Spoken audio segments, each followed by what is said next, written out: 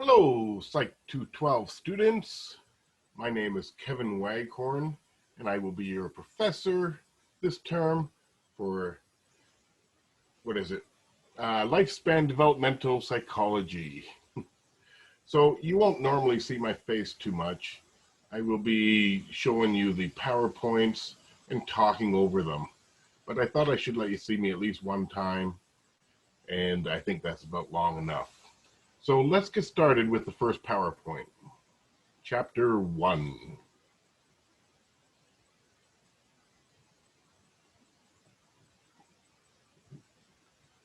Okay, how do I stop that video?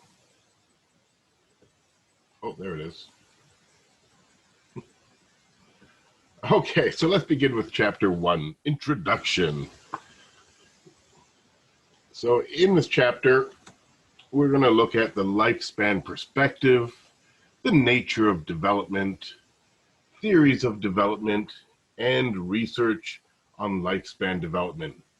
This first video will cover the lifespan perspective. Video 2 will look at the nature of development. Video 3 is just going to introduce theories of development and talk about psychoanalytic theories. And video 4 is going to continue with the theories and then also include the research on lifespan development. So in this first section on the lifespan perspective, we're going to be looking at the importance of studying lifespan development, characteristics of the lifespan perspective, and we will look at some of the contemporary concerns in this field. So let's begin with, why is it important to study lifespan development? Well, there is a few reasons. First of all, it prepares an individual to take responsibility for children. I mean, think about all the people that would apply to. Certainly parents can benefit, teachers, medical professionals, policymakers, those that make laws and rules to govern, families and children, child care workers, daycare workers, etc., nurses, dental people. I mean, the list goes on. Anyone that really works with children or adolescents or works with the elderly, for instance. I mean, like for people that work with others, it's important to understand, the developmental stage that they're at, so you know what kinds of behaviors to expect from that age group and what will be coming up in their lives, as they approach new ages. It gives insight about individuals' lives. You will hopefully, learn a few things that apply to you and to your life. I know that certainly I have throughout my time in psychology, and specifically in developmental psychology. There's a lot that I've learned that I've applied to my own life. And I do think it's very helpful to try as much as you can to apply some of the concepts to your life. And it provides knowledge about what individuals' lives will be like as they age. It gives you some insight as to where you're heading and what to expect. So let's define development. And we can say that the definition is a pattern of change, beginning at conception and continuing throughout the lifespan. So it's a pattern of change. We're not as concerned in developmental psychology about really unusual case studies and things like that. It's not like that's not a part of it at all, but generally speaking, we're looking for what is the normal pattern of change that goes on for the typical person. Development involves growth and decline brought on by aging and dying. We grow typically in earlier years. When we get into our later years of life, we will see declines more so than growth. The lifespan perspective listed here, I'm going to be covering these issues later, so I'm not going to go over them now. But let's go into what life expectancy and lifespan represent. They're two different terms. When we talk about lifespan, we're talking about the kind of really the upper edge that you can live to. What is the possible number of years that humans can live to? And it's been set at 122 years at this point, because that's the oldest recorded and verified age that somebody has reached. It was a woman from France that made it to 122 years, and so we consider that the it's the possible lifespan of a human. The oldest verified male, by the way, was 116 years. A guy from Japan. So that's lifespan, upper bound. Life expectancy is, what is the average number of years that you will live. And that would, of course, change depending on when you're born. The life expectancy has been rising steadily for well, it's been rising steadily really since the beginning of humans. As you can see in this chart over here, if you go back to prehistoric times, the life expectancy was 18 years. It gets up to 20 in ancient Greece. I mean, that was what you expected to live. That was like a full life, living into 20. We get to the Middle Ages, it's up to 33, and anyways, I mean, by the time when we get up to 1900, let's go there since it's a little closer. I mean, even 1900, just 120 years ago, it was only at 47 years of age. And this is the time of Freud and some other great, and William James and some other great psychologists, and the average person was living under 50 years of age. So think about what has led to us increasing the life expectancy by 30 years, by more than 30 years since 1900. Well, as it says here, there are three major reasons that get mentioned. There are other contributing factors as well, but they say they've kind of decided that these are really the three biggest improvements. Sanitation, and this is the one most people don't think of. They can get nutrition and medicine, but sanitation has been huge as far as curtailing diseases and the spread of diseases. And so sanitation, nutrition, we eat better than ever before, even with all of the fast food garbage that's out there. I mean, let's face it, it's not good for us. It's fatty and this and that, but still, as far as nutritional value, almost anything you can buy and eat today is so much better than they were eating in previous generations. And medicine, of course, has taken leaps and bounds throughout the 1900s, and particularly, when we started introducing vaccines and immunizations, we got rid of a lot of early death due to various diseases. So there's, like I said, there's been just basically leaps and bounds of extending the life expectancy as we've improved these three conditions in society. Okay, let's go on. This rapid increase in life expectancy has negative implications on the quality of life for older people. I mean, until now, elderly people were always kind of a smallish group. There would only be a small percentage of people that would make it to their elderly years.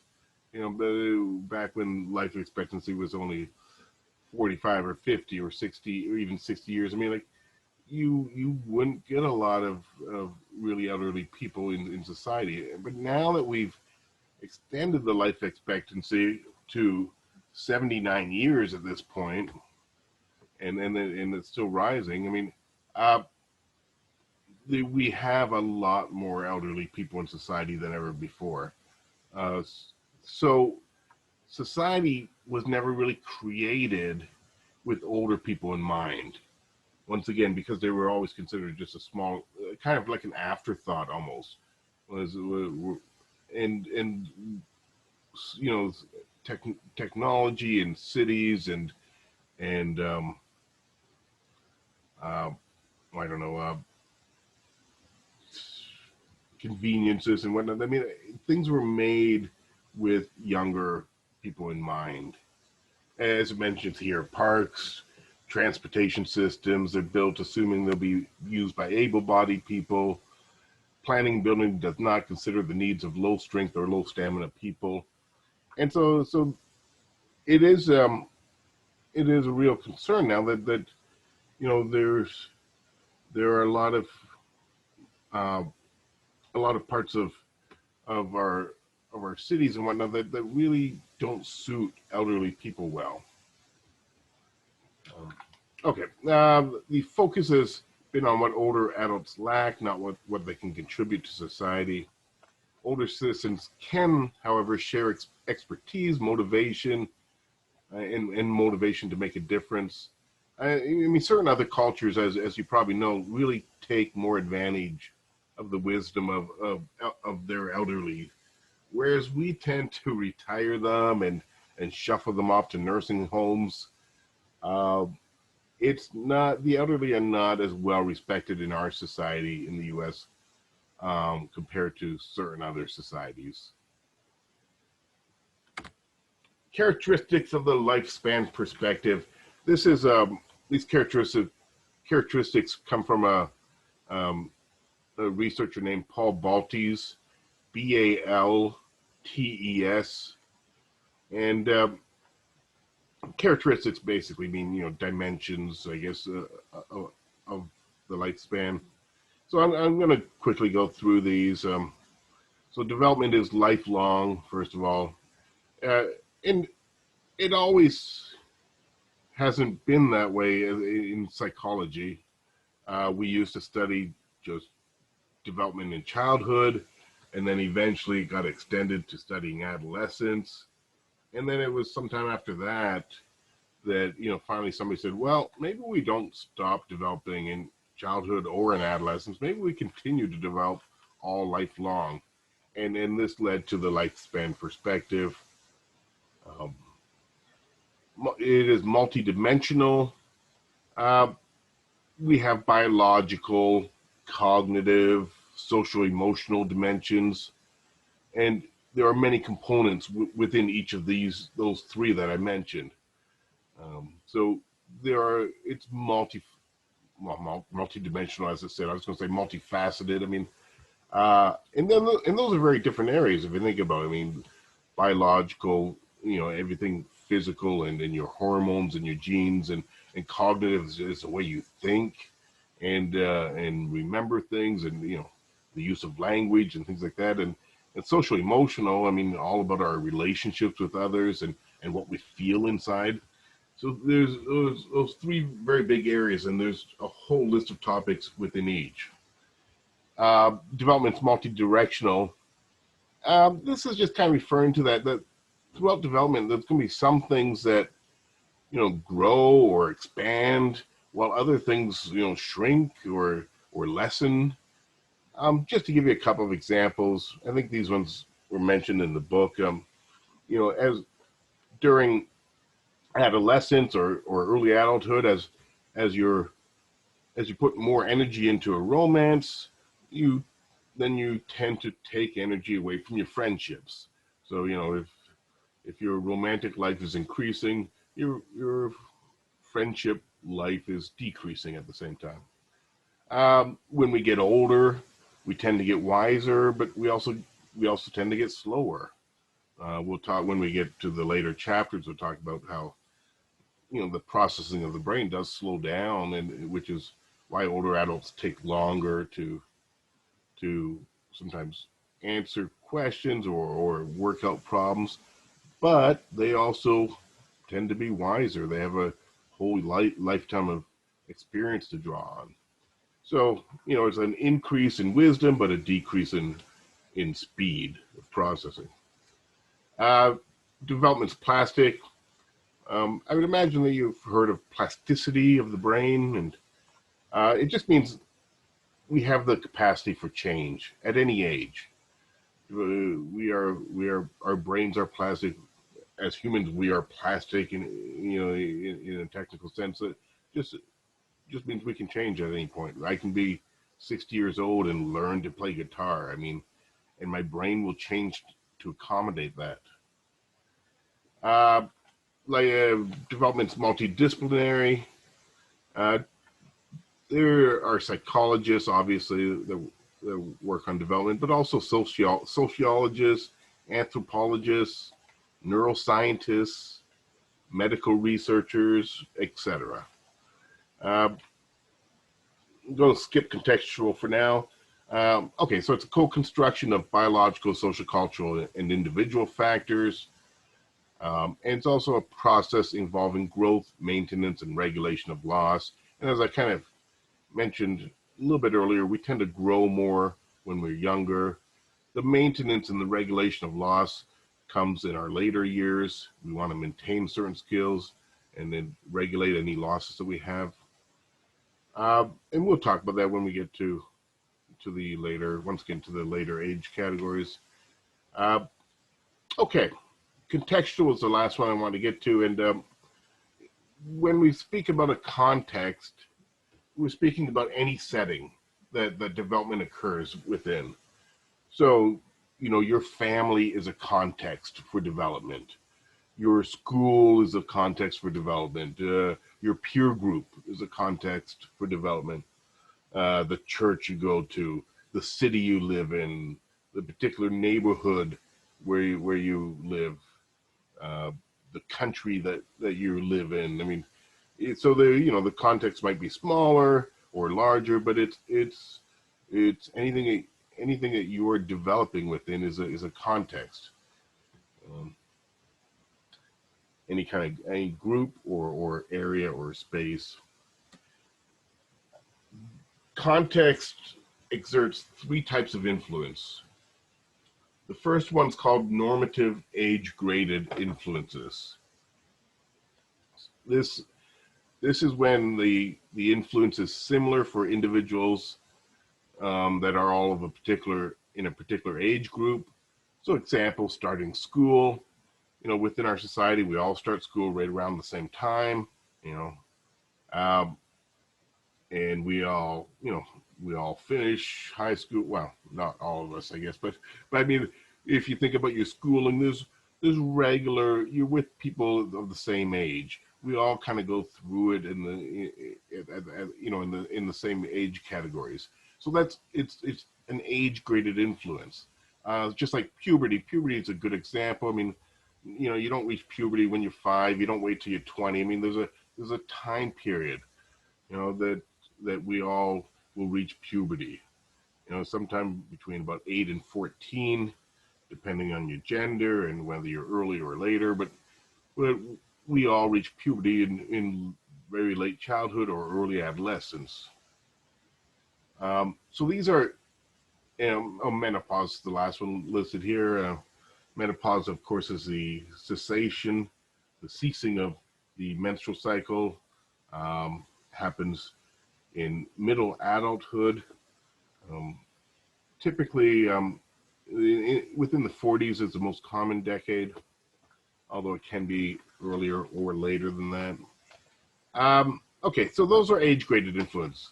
You can expect certain things because you're reaching an age. That's what it refers to, and because they're age-graded, when they're coming.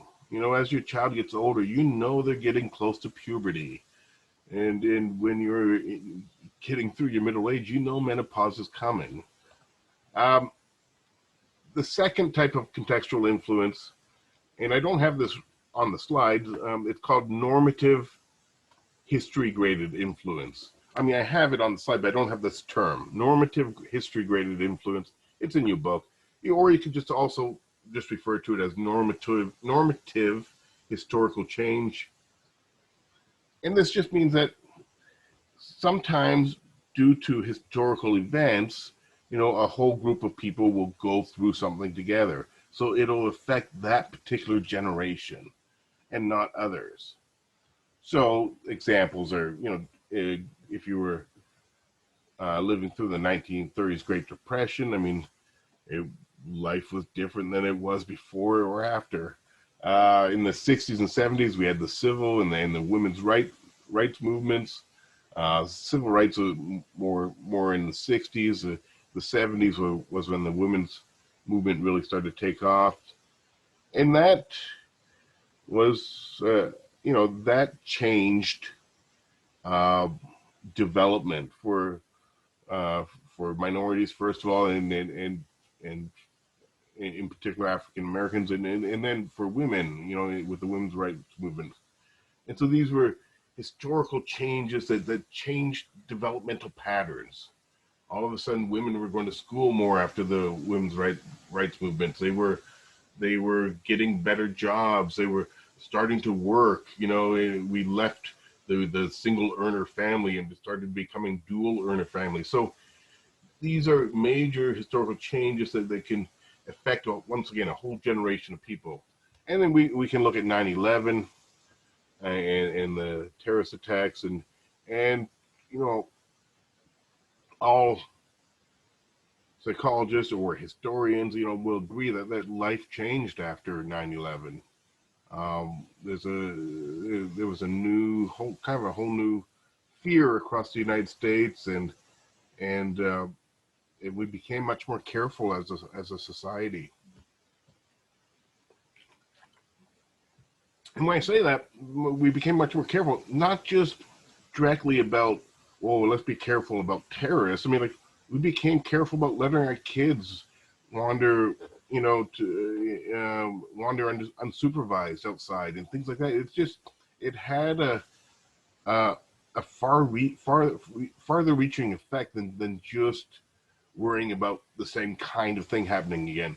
People, as a whole society, we became more careful with our behaviors and as I said, with our children, for instance. And okay, the third type of contextual actually, let me mention one more. I'm sorry, before I move on. I mean, COVID-19, okay, a pandemic.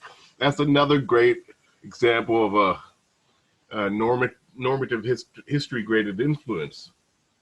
I mean, society is changing, through right now. It's been changing obviously in great ways this year, and next year it'll continue, and this is going to have changes throughout society, and it's going to affect development. I mean, my daughter just started high school and she's doing it from home, and so it's affecting her development, and so these kind of major things affect a lot of people at once. Okay, then we have non-normative life events,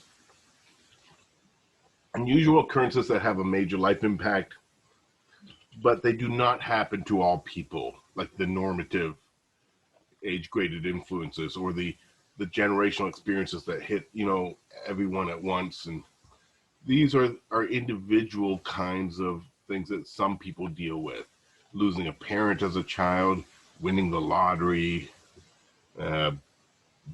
teenage pregnancy, I don't know, having a house fire would certainly shake up your life circumstances and your development, so etc. These are individual occurrences. Okay, let's go on. Some contemporary concerns. I'm just going to go through this slide quick. I'm not going to really get into these, but health and well-being is more of a contemporary concern than it has been in the past. Within developmental psychology, for example, the positive connection between exercise and cognitive development. Great strides being made, connecting those two things. I was just looking at a study yesterday, actually, and, showing that adults said that engaged in vigorous exercise. Um, I think it was 3 times a week over the course of a year, versus a control group that did stretching 3 times a week over the course of a year. It actually showed that it increased the size of their hippocampi, both the left and right hippocampi. So your hippocampus is involved in the formation of memories, and these were older adults that did this, and it showed that you could actually improve your memory generation brain area, the hippocampus, and whereas the control group that stretched, their hippocampus shrunk during that time, which is typical as you're getting older. You tend to have shrinkage in the hippocampus, and so anyways, it was a profound like finding that look, they are increasing the size of their hippocampus by exercising, and so it just showed the relationship between the body and the brain, and they keep finding more and more results like this. Anyway, so I said I wasn't going to talk about it, and I did. Okay, parenting and education. Okay, this one I'm just going to kind of leave. Child care, parents' relationship, early childhood education. These are all concerns. We'll get to some of them in later chapters. And then we have culture, and culture is very important to study. It involves the interaction of people over many years. So a culture forms over a long period. It doesn't form in one generation. It forms over many generations with certain traditions and ideas being passed down from one to another. And so cultures are rooted in the past in a sense, and they have strong roots because you don't just make them up, in one generation. Then they don't get changed easily. They're built on such a history that they persist, and culture is very important to study. It's particularly what we call cross-cultural studies, comparing one culture to another, as far as certain behaviors that you're studying, or certain other, I don't know, developmental trajectories and things like that. What we want to do, I mean, why is it important to study one culture versus another? Well, what we look for is we want to find out if development is universal across cultures for whatever behavior we're studying, or instead is it culture specific. And the more that something is universal across cultures, the more then that behavior or trait is most, that means it's most likely genetic in nature. It's most likely on the nature side of the nature nurture debate. And so it's like it happens in every culture the same because it's a trait of being human. Whereas when we find that something changes from one culture to another, that means it's probably nurture at play. It is the environment that's affecting it. That particular culture is changing that behavior or that trait. So just to give you a quick example, off the top of my head here, when they studied the display of emotions, every culture around the world shows, happiness the same way, with a smile. It's not like there's some cultures that decided they would frown whenever they're happy. And I mean, like, and we all show sadness in the same way. You could go to any country in the world. If somebody's sad, you can see it in their face. You'll recognize it. The same with the other facial expressions for emotions. You can see surprise in every culture the same, and shock and disgust looks the same in every culture. Anyway, so what this tells us is that these facial displays for these emotions are inborn. They are in our genes that have been passed down just generation after generation, and that it's an aspect of being human. It doesn't matter where you grew up. Whereas each culture has their own display rules, though, and it's about when to express these emotions. So even though we all express emotions the same way, you'll find, for instance, that children in the US are much more expressive of their emotions than children in China, because China has more reserved display rules.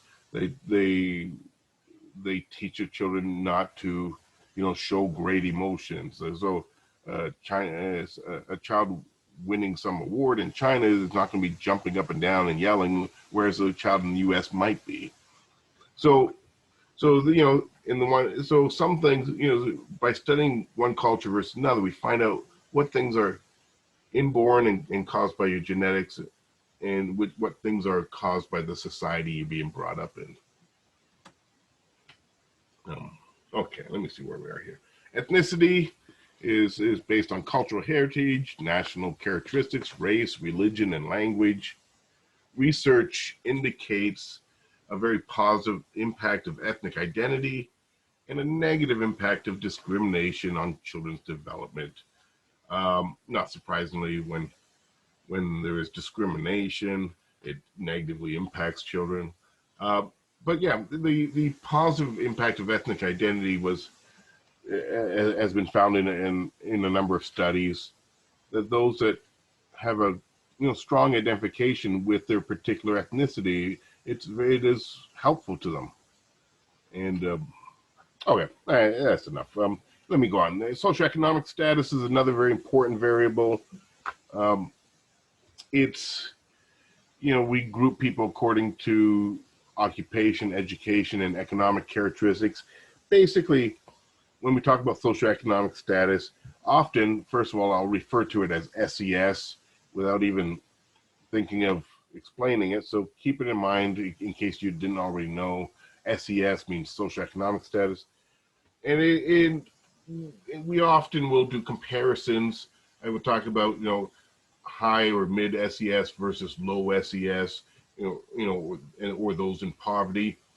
And those are two somewhat, they're overlapping, but two different categories. Low SES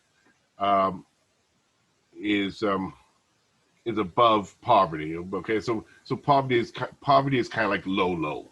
So at times there'll be some studies that look at low SES families. Other times they'll look at families in poverty.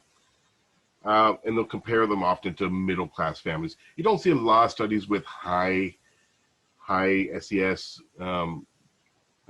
families or children. Just there are some, but the common comparison is mid versus low.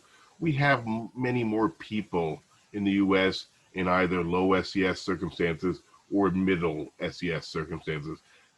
It's a much smaller percentage that exists in the high socioeconomic status category. Okay.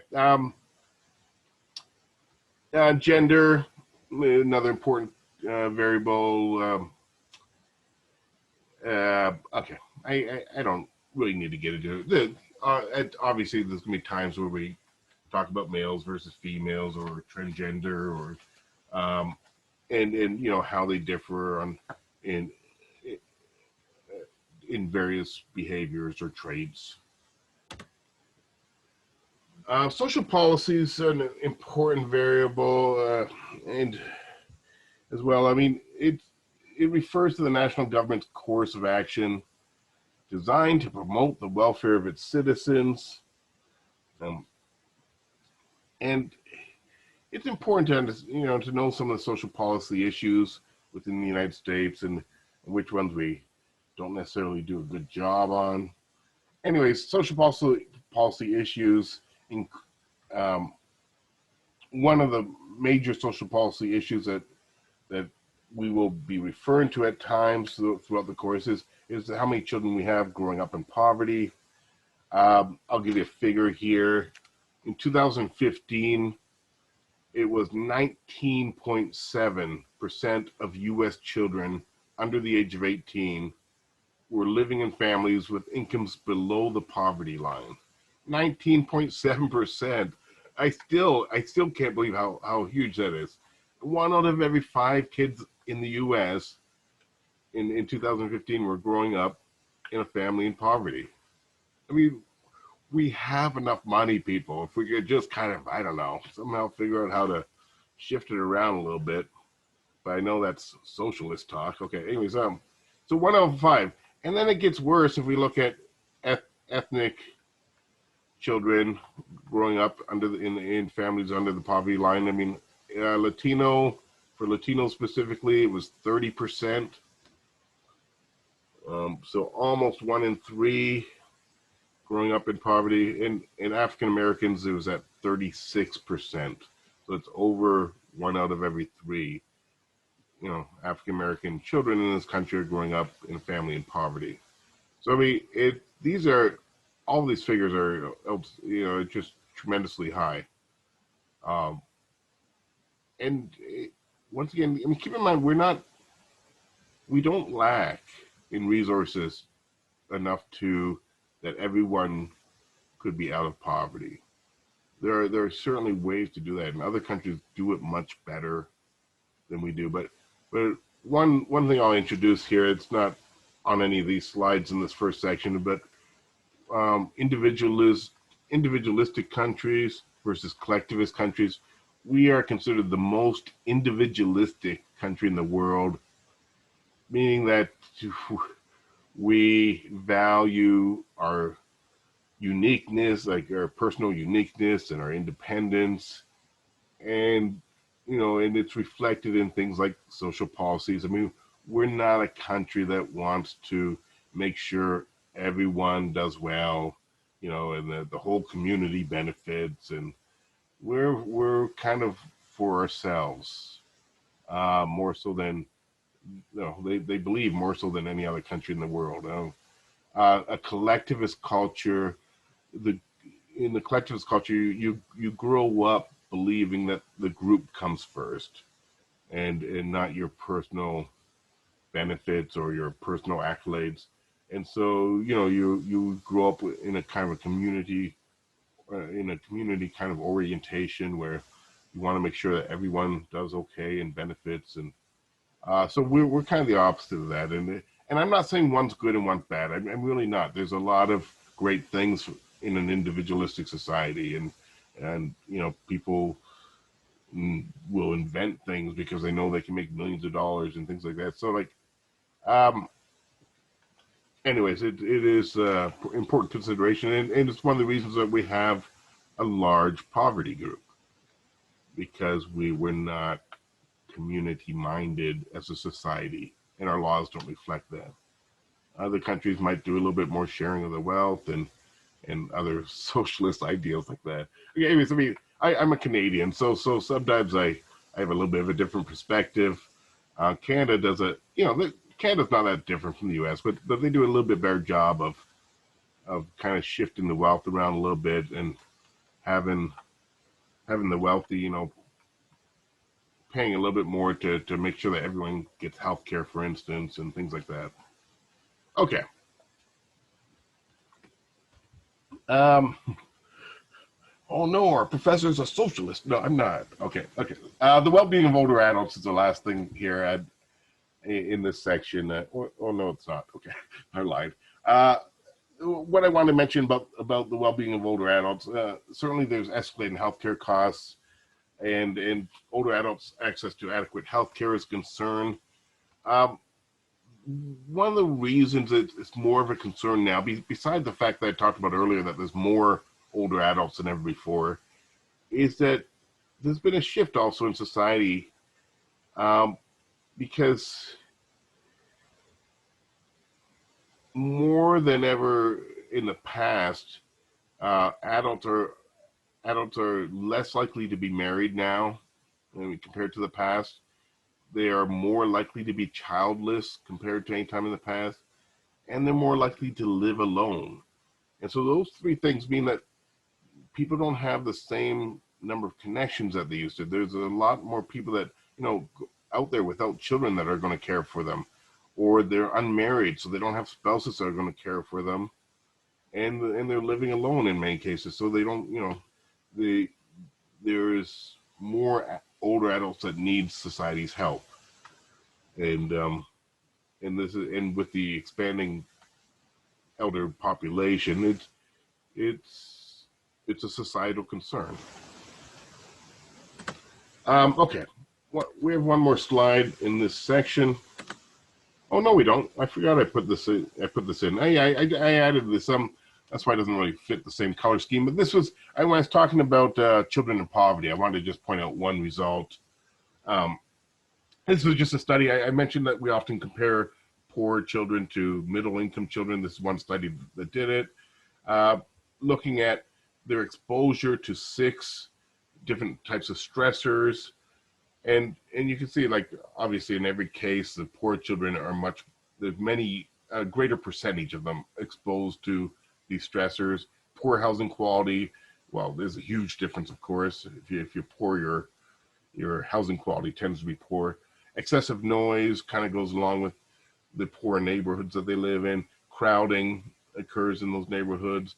Exposure to violence is much more likely. That's what's that? That's about a 24% increase for exposure to violence. Child separation is more likely. That's a pretty huge increase. Family turmoil is more likely. Anyways, so this is just showing that when you grow up poor, you're not just poor. Like, it's not like, well, everyone's got the same chance if they pull themselves up by their bootstrings. I mean, like, there's all of these stressors that poor people experience during childhood. It causes permanent damage. And so some people manage to be very resilient and pull themselves out, but most suffer different one or more forms of permanent damage to their either to brain development or to their psychological health. I mean, it's just to their learning and their cognitive development. So there are multiple negatives to growing up poor. It's not just like one thing. It's composed of many different types of stressors. Okay, this is the last slide finally in the section. This first section of the technology. Obviously, our way of life has been forever changed through technological advancements. We'll discuss in some of the later chapters. We're going to discuss use of the internet and smartphones and some of the impact of that's had on development. Okay, so that ends section 1 of chapter 1.